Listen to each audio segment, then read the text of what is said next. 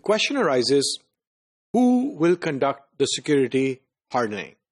Who will actually do this work? And what are the supporting roles? And that's what we'll look at in this module. So the involvement of various stakeholders for security hardening needs to be there. There's an operations IT team, the security team, the IT management, consultant, if the consultant is there, and business teams. So this is a graphic view.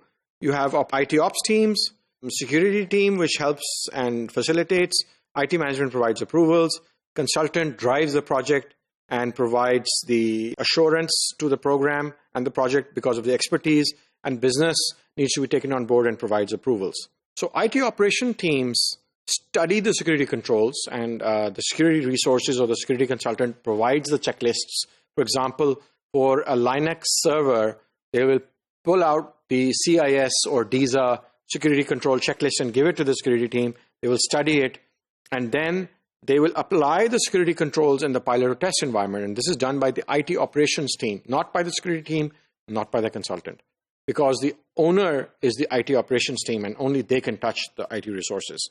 And they are obviously responsible for the consequences of what they do to their configuration and security configuration. So the IT resources, like the IT operation team, have to be very responsible and have to test everything.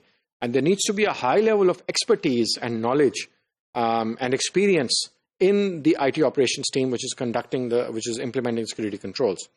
And then they report the completion of the control implementation to the Information Security Management Committee. The IT ops team tells them that we've done this checklist. They assist the InfoSec team with validation, because the information security team comes in and validates and checks that all the controls have been implemented. Now the information security team, what do? They conduct validation or checking of security controls, and they check that just to make sure nothing has been missed out by a human error, and everything has been done. All the security features for the controls have been implemented. All the checklist has been done, which was supposed to be done. They acquire the checklist of controls from the relevant IT team, and they document the status of controls in the form of a checklist. So they build up the checklist and they consolidate the checklist. And they forward this to the ISMC, Information Security Management Committee. Now, the IT management has a very important role to play. They ensure that the IT operation teams receive required guidance and support, because they're senior people, and the junior people may have missed something.